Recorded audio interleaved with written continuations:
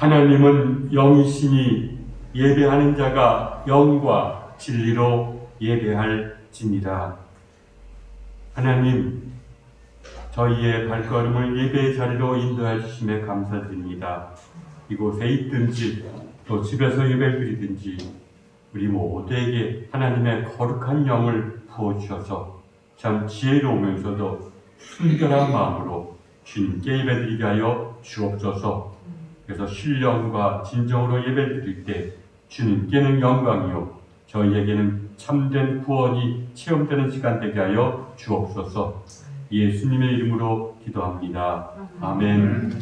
경배 찬송 1절과 마지막 절입니다.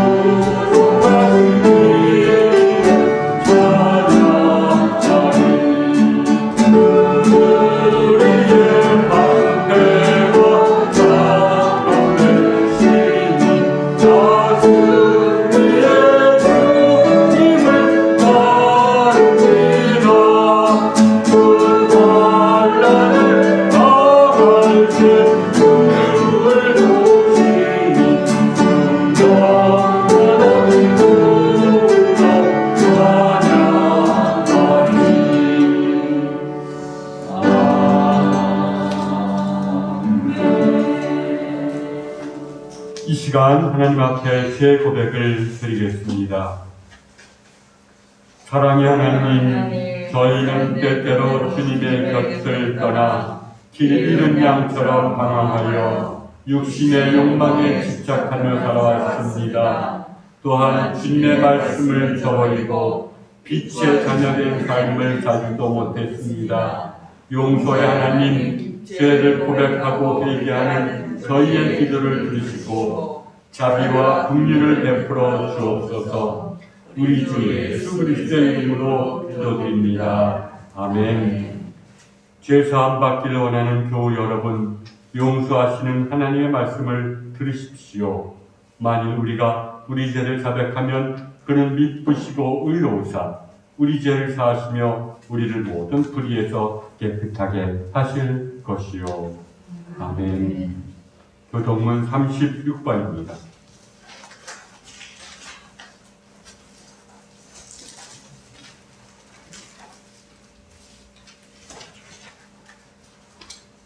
주여, 주는 대대에 우리의 거처가 되셨나이다.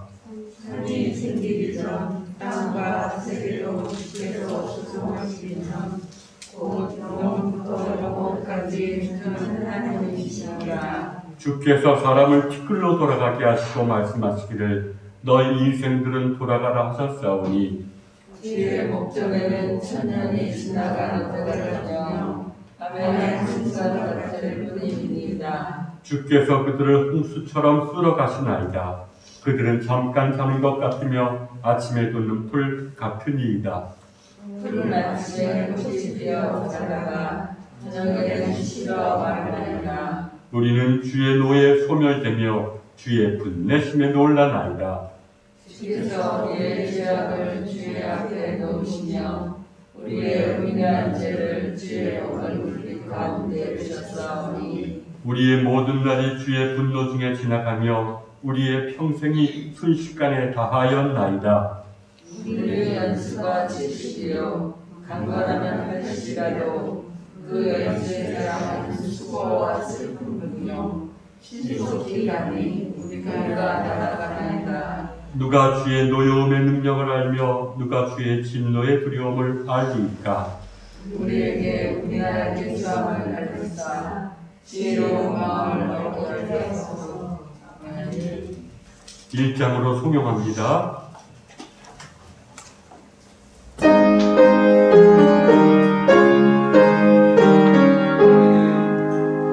만복의 근원 하나님 온 백성 찬송 드리고 전천 사역 찬송하세 찬송하는 성녀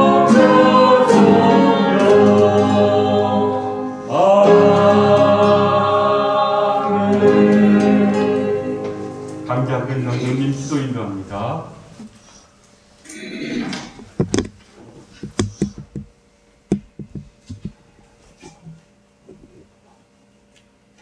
사랑과 은혜가 풍성하신 아버지 하나님, 거룩한 주님의 날 주의 자녀들이 모여 예배드리게 하심을 감사드립니다.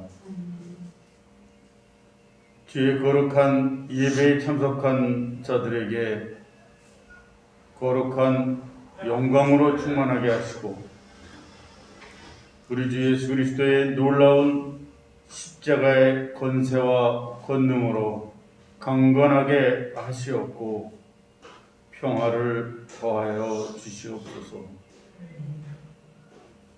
아버지 하나님, 지금 전 세계가 코로나 바이러스로 힘들어하고 있사오니 믿음으로 질병을 이기게 하시고 사랑으로 서로 나누게 하시오 이 고통과 슬픔을 나눠지게 하여 주시옵소서.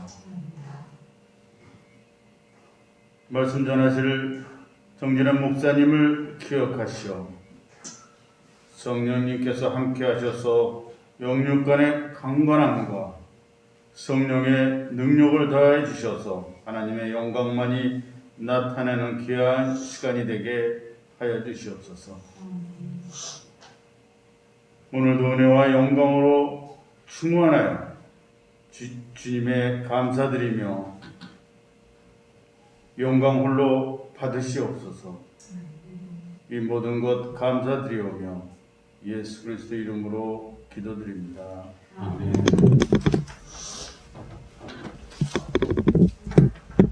찬송가 273장 1절과 마지막 절입니다.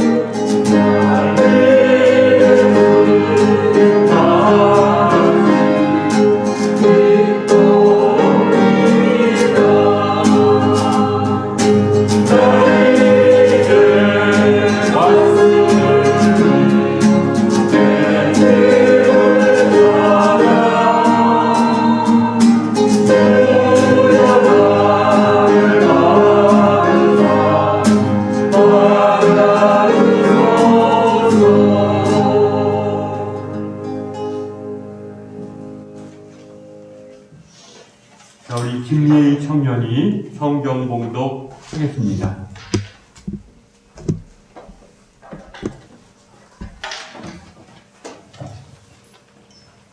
오늘 하나님께서 저희에게 주신 말씀은 이사야 48장 22절 말씀입니다. 봉독하겠습니다. 여호와께서 말씀하시되 악인에게는 평강이 없다 하셨느니라. 아멘.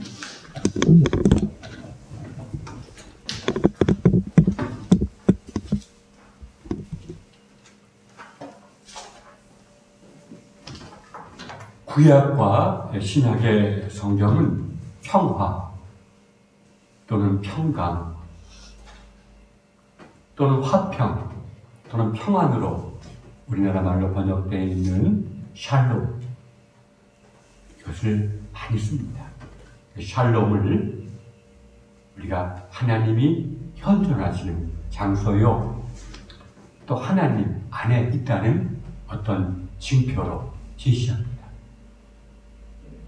그래서 샬롬, 아주 굉장히 중요한 말입니다.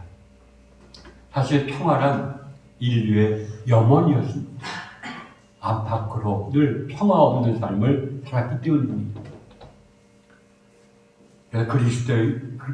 그리스인들은, 그리스 철학자들은 그래서 평화를 처음에는 소극적인 방식으로 전쟁이나 또는 다툼이나 분쟁이 중지되는 상태로 이해했습니다. 그러나 플라톤이라는 철학자 이후로 그리스 철학자들은 끊임없는 전쟁과 갈등의 참화를 목격하면서 이 사회가 아니라 그래도 이런 평화가 실현될 수 있는 장소를 찾다가 결국 내면의 평화에 집중하게 되었습니다. 그래서 마음의 평정, 이것에 대해서 그리스 철학자들이 굉장히 지대한 노력을 기울였었습니다. 성경에서 평화란 말로 번역되는 히브리어 샬롬은 일반적으로 이스라엘 사람들이 안부를 주고받는 인사말로 알려져 있습니다. 또는 병자가 치유되거나 삶의 평통을 뜻하기도 하기도 합니다. 그래서 이런 것 때문에 어떤 안부를 물을 때 샬롬이란 말로 얘기했을지도 모릅니다. 그러니까 신약 성경도 샬롬을 인사말로 사용하기도 합니다. 부활하신 후 제자들에게 나타나신 예수님도 샬롬이란 말로 인사말을 건네고, 사도 바울 또한 은혜와 평강이 있을지어다라는 말로 인사말을 건네기도 했습니다. 그러나 샬롬이란 말은 본래 예언자들이 그리고 하나님의 백성이 고대했던 하나님 나라의 현실을 가리키는 말이었습니다. 하나님 나라가 이 땅에 임할 때 나타나는 것이 평강입니다. 어린 양이 사자와 띠널고 어린아이가 독사의 굴에 손을 넣어도 물지 않는 그러한 참된 평화 말입니다. 그래서 메시아는 평화의 왕으로 소개되었습니다. 또 구약 성경은 이러한 온전한 의미의 샬롬은 결국 인간이 만들어낼 수 있는 것이 아니라 오직 하나님께서 오셔서 만물을 새롭게 하실 때 일어나는 현상이라고 얘기를 합니다. 신약 성경도 구약 성경의 이러한 샬롬 사상을 계승하면서 이런 하나님의 새로운 창조인 이 평화를 그리스도와 연관시킵니다. 평화를 그리스도로부터 이해할 뿐만 아니라 그리스도의 본질도 평화로 이해합니다. 요한은 이렇게 말합니다. 그는 우리의 화평이신지라. 또 그리스도께서 가져오신 것도 평화로 기술됩니다. 내가 평안을 너희에게 끼치노니 곧 나의 평안을 너희에게 주노라. 이러한 성경의 샬롬 사상은 그리스 철학과의 차이를 보여줍니다. 그리스 철학자들은 평화를 내적인 평강과 외적인 평화로 엄격하게 구분합니다. 그리고 외적인 평화는 이 땅에서는 실현될 수 없는 것이라고 간주하면서 주로 내적인 평강에 초점을 맞춥니다. 그러나 히브리 성서, 즉 구약과 또 구약을 받아들이는 신약에서는 이런 내적인 평화와 외적인 평화가 분리가 되지가 않습니다. 사실 히브리어인 샬롬은 문맥에 따라 때로는 내면의 평강을, 때로는 외적인 평화의 의미를 갖기도 합니다. 똑같은 말로. 이러한 사실은 내적인 평강과 외적인 평화가 깊이 연관되어 있다는 사실을 시사해 줍니다. 사실 성경에서는 내면의 평강 없는 외적인 평화나 또 외적인 평화의 열매를 맺지 못하는 내면의 평강은 사실 자신이 불완전한 평강 속에 있다는 사실을 지시해 줄 뿐이라고 말합니다. 오늘 본문 이사야가 말하는 평강은 문맥상 내적인 평강을 뜻합니다. 내면에서 이루어지는 참 평강을 뜻합니다. 그래서 악인에게는 평강이 없다라는 말. 우리에게 내적인 평강이 없다면 우리는 악인이 속한다는 말이기도 합니다. 악인에게는 평강이 없고, 따라서 그에게는 구원이 없고, 따라서 그에게는 하나님이 그를 떠나셨다는 증거라고 얘기를 하고 있는 것입니다. 이러한 사상은 기독교, 초대교회와 고대교회도 이어지면서 정말 성경에서 말하는 그런 샬롬이란 말을 그 당시의 사람들에게 이해하기 맞게 헤스티아, 즉 고요한 마음으로 고요함이라는 말로 바꿔쓰면서 고요함에 이르는 것을 그리스도인의 신앙생활의 목적으로 이해했습니다. 마음이 고요한 상태에 이르는 것이 우리가 하나님 안에 거하는 것이다라는 말입니다. 그러니까 교부들이 말하는 그 고요함은 고요함 속에 주어지는 마음의 변화를 통해서 철학적인 어떤 명상이나 다른 종교가 추구하는 고요함과 구분이 됩니다. 고요함 그 자체 머무는 것이 아니라 고요함 속에 참된 변화가 주어지는데 그 변화 때문에 이런 성경에서 말하는 평화가 철학이나 다른 종교가 말하는 평강과 다르다는 것입니다. 그 변화가 바로 뭡니까? 믿음입니다. 참된 평강 속에서 깊은 곳에서 쏟아나오는 하나님에 대한 신뢰, 이것이 우리를 구원하는 믿음이라는 것입니다. 사실 우리는 믿음에 대해서 많이 얘기하는데 믿음이 어디서 나오는가가 중요합니다. 단지 머리에서만 나오는지 아니면 나의 존재 깊이에서 나오는지. 고요함이라는 것은 고대교회의 교우들에게는 우리가 우리의 존재 깊이 속에 들어갔다는 증거입니다. 이 속에서 믿음이 나올 때 그것이 우리의 삶을 변화시키는 참된 믿음이다라고 말합니다. 그래서 이러한 믿음은 우리에게서 겸손의 열매를 맺습니다. 다르게 말하자면 겸손의 열매를 맺지 못했다는 것은 내게 아직 믿음이 부족하다는 것이고 내가 아직 평강에 도달하지 하나님의 구원의 현실인 평강에 도달하지 못했다는 것입니다. 사실 성경에서 겸손은 평강의 궁극적인 열매, 또 평강의 주이신 그리스도의 마음으로 소개합니다. 예수님이 이렇게 말씀하시죠. 나는 마음이 온유하고 겸손합니다. 은사를 받아도 겸손이 없으면 그 은사는 분배가 가게 됩니다. 반면에 교만은 원죄의 증거로 제시되어 있고 교만이 우리의 삶의 습관이 되었다는 것은 내가 마귀의 도구가 되었다는 것을 뜻한다고 교부들은 말합니다. 사실 동양에서도 겸손은 최고의 덕으로 간주됩니다. 동양 사상에 만초선, 겸수익이란 말이 있습니다. 만, 교만함이라는 초, 불러드립니다. 뭘? 손실을. 교만은 반드시 손실을 불러들이고 겸손은 수익, 이익을 얻게 된다는 뜻입니다.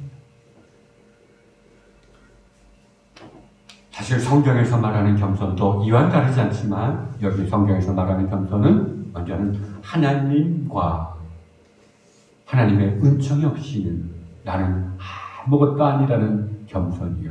그래서 신앙의 깊이 속으로 들어가면 들어갈수록 나는 아무것도 아니구나. 하나님의 도우심 없으면 나는 한순간도 나는 존재할 수도 없다라는 것을 깨닫습니다. 거기는 하나님의 은총과 이웃의 도움이 없으면 나는 아무것도 아니라는 인식이 머리에서부터 점점 우리의 마음속 깊이 새겨지는 것이 겸손이 닿지 상태로 얘기를 합니다. 이러한 겸손이 바로 참된 사랑의 토대입니다. 왜냐하면 진정한 사랑이란 그 누군가의 아픔에 동참하지만 그 사람을 가볍게 보는 것이 아니라 그 사람을 존중하는 태도를 잃지 않는 것이기 때문입니다. 불쌍히 여기고 도와주되 때로는 무시하는 경우가 얼마나 많습니까?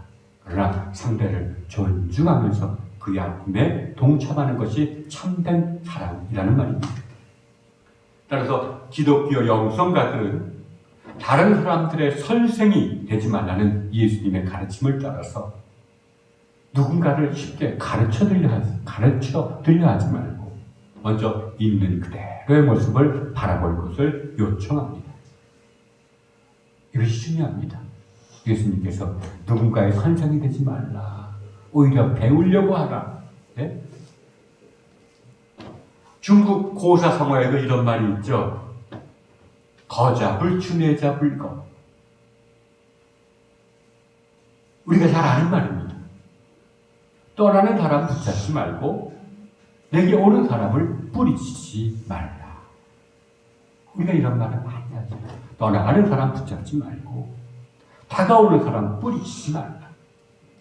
이 말은 다른 사람을 내 잣대로, 내 판단대로 재단하지 말고 오히려 상대의 입장에 서서 상황을 바라보라는 성경의 황금률과도 똑같은 것입니다. 그래, 떠나가는 사람 이유가 있어서 떠나가겠지. 내게 다가오는 사람 뭔가 필요가 있어서 내게 다가오겠지. 항상 내가 주관이 아니라 상대의 입장에서부터 바라보라는 말입니다. 사실 겸손이 동반되지 않으면 이러한 진정한 사랑에 이를 수가 없겠죠. 사실 마음에 평강이 선사된 사람은 자신을 평화의 도구로 부름받았다고 생각합니다. 사람들 사이에 평화를 세우라는 부르신 말입니다. 사람과 사람들 사이에 평화를 세우려면 겸손하지 않으면 되지가 않습니다. 따라서 진정으로 평강이라는 내적인 은혜를 받지 않고는 사람과 사람들 사이에서 평화를 세우려는 마음이 들지가 않습니다. 사실 깊은 내적인 평강 속에서 하나님을 깊게 신뢰했던 성 프란치스코가 했던 기도문이 무엇입니까? 주여 나를 평화의 도구로 써 주옵소서.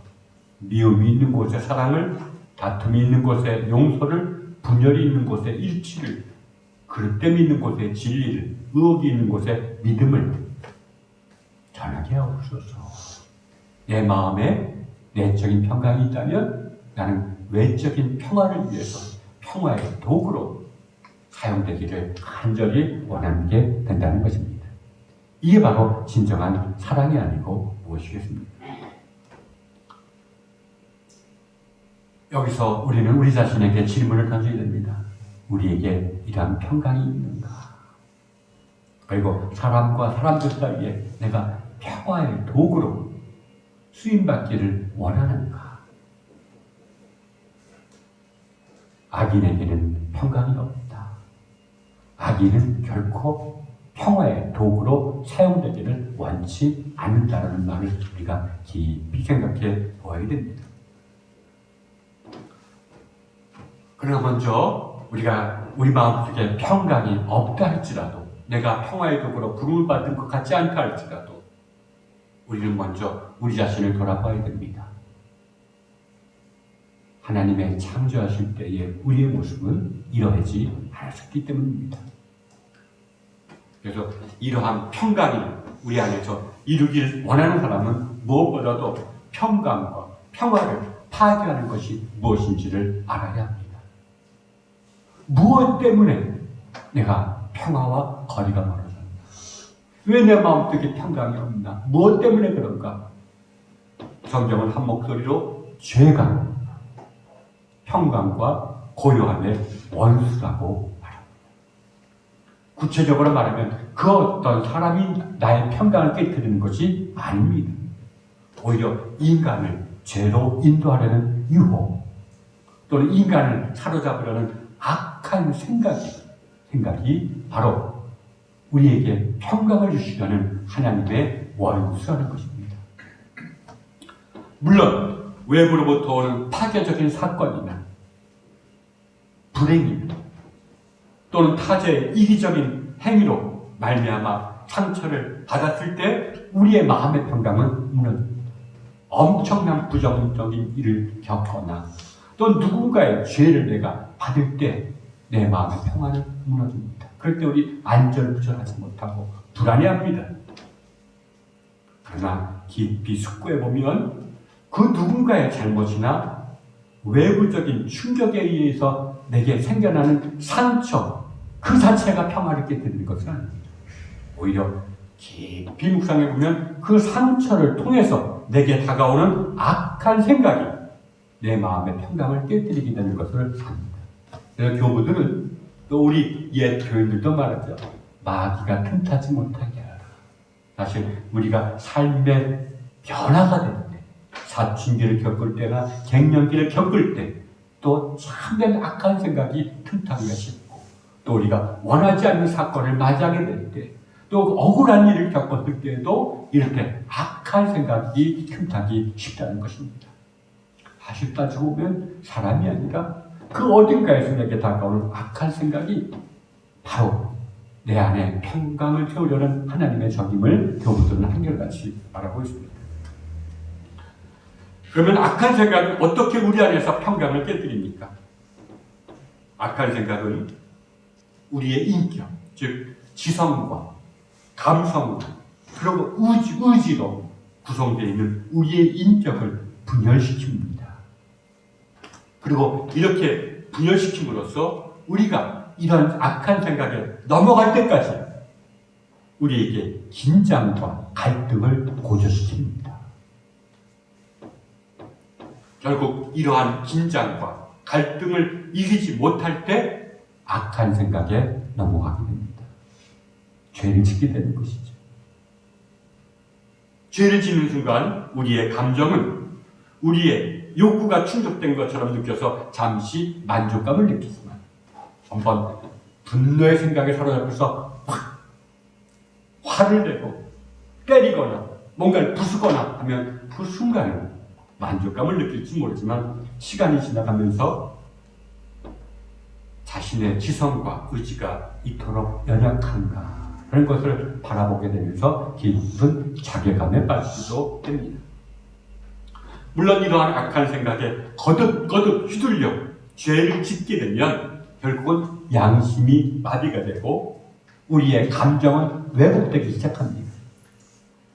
또 우리의 지성과 의지는 감정의 노예가 되기에 내적인 갈등이나 긴장을 전혀 느끼지 않는 경우가 많습니다. 이것이 평강은 아닙니다. 그렇게 되면 결국 분별력을 상실하면서 내적으로는 사탄의 도구가 되고 말았기 때문입니다. 성 어거스틴이 이러한 맥락에서 아주 우리에게 쉬운 얘기를 합니다. 인간이 하나님께서 우리를 창조하셨을 때 모든 인간은 죄를 짓지 않을 수 있게 창조되었다. 그러나 이런 유혹에 거듭 넘어감으로써 죄를 짓지 않을 수가 없게 되었다. 가만히 내버려두면 그냥 죄를 지을 수밖에 없게 되었다는 것입니다. 이러한 사람이야말로 가장 비참한 사람이 아닐 수가 없습니다. 결국 사탄의 도구로 살다가 삶을 마감할 수밖에 없기 때문입니다. 따라서 이러한 사람을 돌이키기 위해서는 강력한 조치가 필요합니다. 이것이 바로 하나님의 진노와 징계입니다. 이러한 맥락에서 잠언은 이렇게 얘기를 하죠. 대저 여호와께서 그 사랑하시는 자를 징계하시기를 마치 아비가 그 기뻐하는 아들을 징계함같이 하시느니라. 그래서 교부들은 고난을 당할 때 하나님의 징계라고 생각하는 고난과 시련을 당할 때 오히려 감사라고 말합니다. 하나님이 우리를 떠나지 않았다는 겁니다. 사실 신앙인이 가장 두려워할 것은 죄에 대한 하나님의 심판과 징계가 아닙니다. 오히려 하나님이 우리의 죄 가운데 그대로 내버려 두는 겁니다. 사도 바울도 말하죠.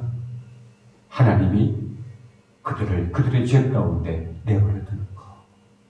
이것이 가장 비참하고 안타까운 일이다. 이러한 맥락에서 히브리서는 이렇게 말합니다. 무릇 징계가 당시에는 즐거워 보이지 않고 슬퍼 보이나 후에 그로 말미암아 연단받은 자들은 의와 평강의 열매를 맺느니라. 징계 속에서 자신의 죄를 돌아보고 자신을 죄로 유혹했던 악한 생각과 투쟁하도록 만드는 것이 얼마나 크신 하나님의 은총인지는 오직 연단을 받고 평강의 열매를 맺어본 자만이 고백할 수 있는 진리라는 것입니다. 이러한 진리는 악한 생각과의 투쟁이, 소위 말해서 죄와 싸우는 것이 얼마나 의미 있는 일인지를 다시 한번 상기시켜줍니다. 현대인들은, 그리고 현대 그리스도인들은 이런 죄와 싸우는 것을 그렇게 심각하게 생각하지 않습니다. 악한 생각과의 싸움도 심각하게 생각하지 않습니다. 여기에 바로 현대 그리스도인의 비극이 있다고 영성가들은 말합니다. 물론 악한 생각에 소멸된 악한 생각이 사라지는 것은 오직 하나님의 은총에 의해서 우리의 인격이 통합될 때 이루어지는 겁니다. 악한 생각이 수시로 나를 괴롭힌다는 것은 아직 하나님의 은총에 의해서 나의 모든 내 안에 있는 지체들이 하나로 통합되지 않았다는 증거이기도 합니다. 이것은 우리 힘으로 안 됩니다. 주님께서 오셔서 우리를 받아주실 때, 그래서 우리가 온전한 인격으로 통합될 때 사실은 악한 생각이 소멸되거나 또 다가오더라도 우리에게 별 영향을 미치지 않고 그냥 어디론가 사라져버리고 마는 것입니다. 따라서 평강을 기원하는 사람은 주님이 우리에게 오시기를 한편으로는 정말 간절히 기원해야 됩니다. 내가 아니라 하나님의 은혜가 임해야 내게 평강이 있습니다. 주님께서 나를 받아주셔야지 내게 평강이 있습니다. 한편으로는 이렇게 간절히 기원하면서도 또 다른 한편으로는 성령의 인도하심을 따라서 죄의 실체를 바라보고 악한 생각을 바라볼 줄 알고 또 그런 생각과 싸우면서 주님께서 내게 오시는 그 길을 예비할 줄 알아야 하는 것입니다. 주님의 오시는 것은 먼 미래의 일도 아니고 나와 무관한 일이 아닙니다. 주님은 실제로 오십니다. 온 우주에 자신의 영광을 드러내며 오시는 때는 오직 하나님밖에 알 수 없다고 성경은 분명 얘기합니다.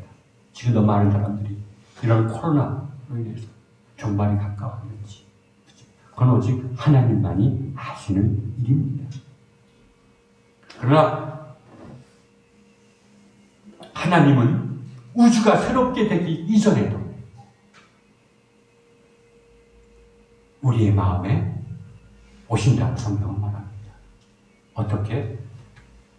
데살로니가 전서 이렇게 말하죠. 밤의 도적같이 우리가 전혀 예기치 못한 때에 우리의 마음속에 오신다고 말합니다. 그럴 때 우리에게 참된 평강이 주어지는 겁니다. 왜? 주님이 우리에게 오시면 우리를 받아주시기에. 기독교 전통은 이런 당신의 오심을 약속하신 주님을 우리가 기다릴 수 있는 길을 우리에게 제시해 줍니다. 가장 신뢰할 만한 길을 제시해 줍니다. 그것이 바로 예배입니다. 전례 혹은 예전이라고 불리우기도 하는 예배 말입니다. 주일 예배 말입니다. 우리가 종교학적으로 또 현대 철학적으로 말하자면 예배란 거룩한 상징에 참여하는 겁니다. 성경 이 자체가 하나님 말씀 아닙니다. 이 십자가가 주님은 아닙니다. 또 내가 주님의 말씀에 대언하는 사람은 아닙니다. 그러나 이런 상징들에 우리가 진실되게 참여하면서 오히려 이러한 참여 속에 주님께서 오심을 기다리는 것이 예배라는 것입니다. 그러나 이러한 거룩한 상징들을 통해서 주님을 만나기 위해서는 이런 예배의 모든 요소들, 예배의 모든 상징들, 성경이라든지 십자가라든지 또 함께 예배드리는 사람이라든지 또 한 성경을 풀어주는 사람이라든지 듣는 사람이라든지 이런 모든 예배의 요소들을 서로 공경하고 이러한 상징들을 상징에 참여하는 것이 참으로 하나님께 이르는 길이구나. 이런 것을 깨달을 수 있는 눈이 열려져야 됩니다. 이런 눈이 열려지지 않을 때 우리의 몸만은 있지만 우리가 이 예배를 통해서 하나님의 그 흔적을 느낄 수가 없고 또 하나님 주신 평강을 참 제대로 체험할 수가 없는 것입니다. 바로 이 눈을 열어주는 것이 바로 뭡니까? 수행과 기도입니다. 그래서 수행과 기도 없이 고대의 그리스도인들은 이런 수행과 기도가 없이 즉 절제하고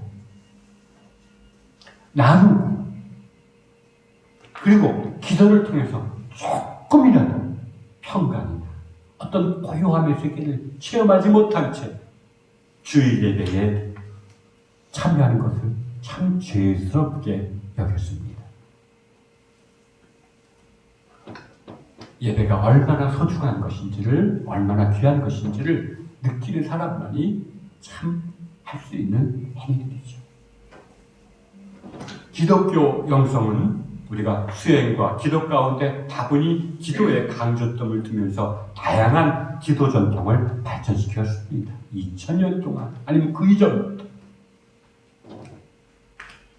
그러나 이러한 다양한 기도 전통에는 한 가지 공통점이 있습니다. 성경 묵상이 바로 그것입니다. 모든 기도는 항상 성경 묵상으로부터 나왔습니다. 성경 묵상을 전제합니다. 그리고 성경 묵상에 비추한 기도는 결국 머리가 아니라 마음으로부터 나오는 기도를 지향합니다. 이것은 모든 다양한 기도 전통에서 중시되는 겁니다. 그래서 참 성경을 깊이 묵상하면서 내 마음에서부터 기도가 나오게 되기를 바라는 것이 참 그리스도 전통의 공통된 현상이라는 것입니다.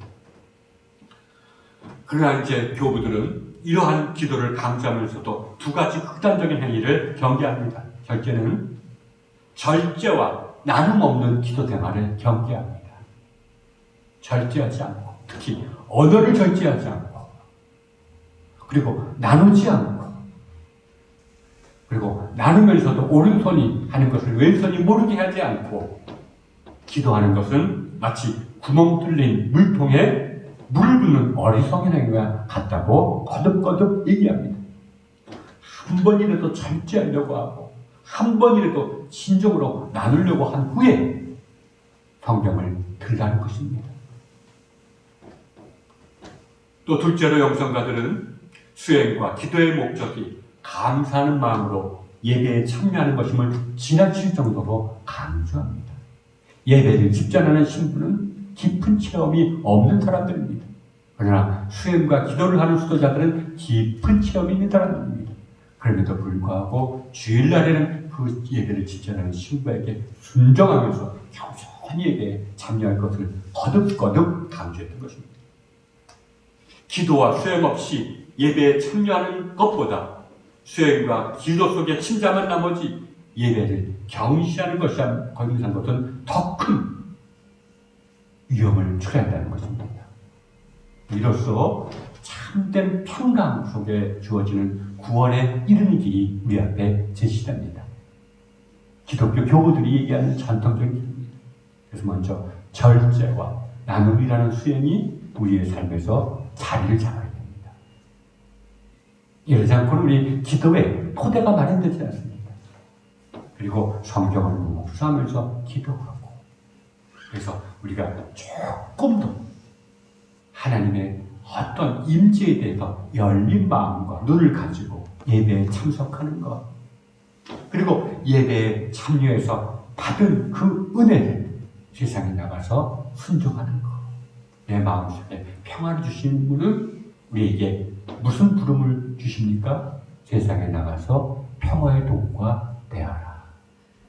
이렇게 순종하는 삶이 우리에게 하나님이 선사하시고자 하는 구원을 우리가 받아들여서 우리의 것으로 만드는 구원의 기회라는 것입니다. 오늘 코로나19로 인해서 참 많은 분들이 불안해하고 남을 쉽게 정지하기도 하고 또 우리의 예배에 대해서 굉장히 많은 걱정을 하기도 합니다. 어느 정교회의 주교가 이런 말을 했습니다. 오히려 코로나19는 때로는 우리에게 기회일 수도 있다. 그동안 우리가 돌보지 못했던 우리를 돌아보면서 보다 자유지 않고 이런 것이 결국 인간의 탐욕으로 이루어질 것이기 때문에 절제하고 또 깊이 성경 홀로 성경 묵상하는 어떤 기회가 아닙니까? 그리고는 예배에 대해서도 말합니다. 우리는 과학자들이 밝혀낸 진실을 우리는 외면할 수가 없습니다. 그래서 사회적인 거리두기도 하고 마스크도 쓰고 방역규칙도 철저히 지켜야 됩니다. 그럼에도 불구하고 우리에게는 또 다른 진리, 하나님의 진리가 있습니다. 하나님께서 우리에게 밝혀주신 그러한 구원에 이르는 길 말입니다. 그 예배는 소중하다. 이것이 우리에게 문제가 됩니다.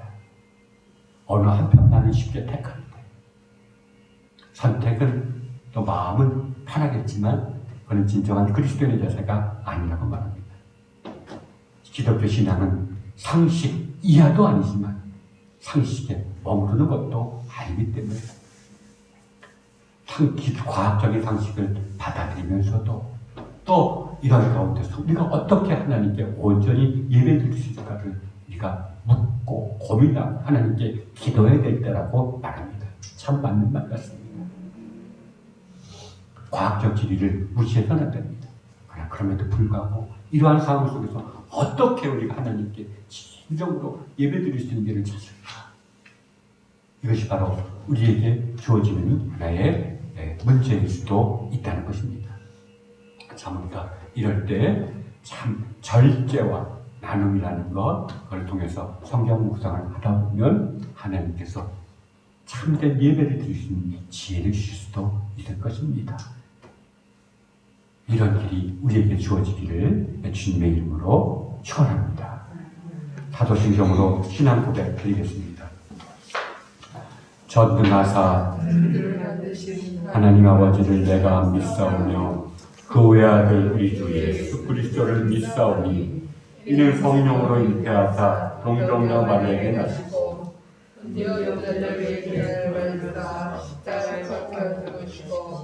장상 길사흘 만에 죽은 자 가운데서 다시 살아나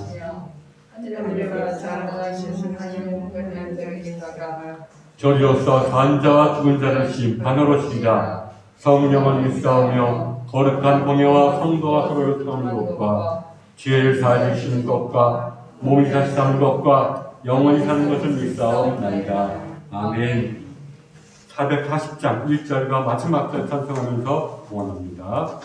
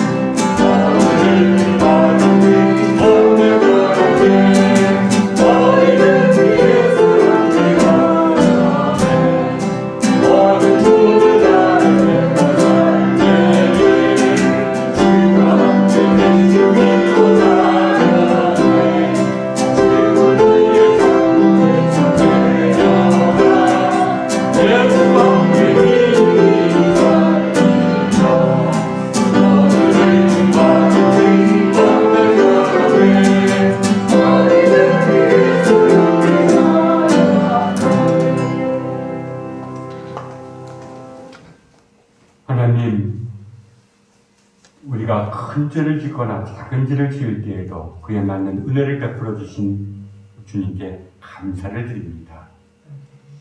큰 죄를 지었을 때 우리를 징계하셨고 작은 죄를 지었을 때 우리를 돌아보게 하셨고 또 우리가 기쁨에 있을 때에도 교만하지 않도록 이끌어 주시는 은혜에 감사를 드립니다.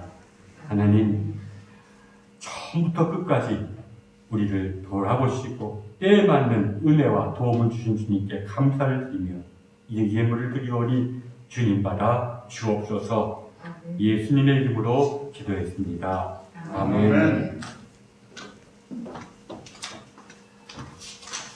자, 교회 소식 전해드리겠습니다. 주일 예배 은총이 여러분 모두에게 선사되기를 기원합니다.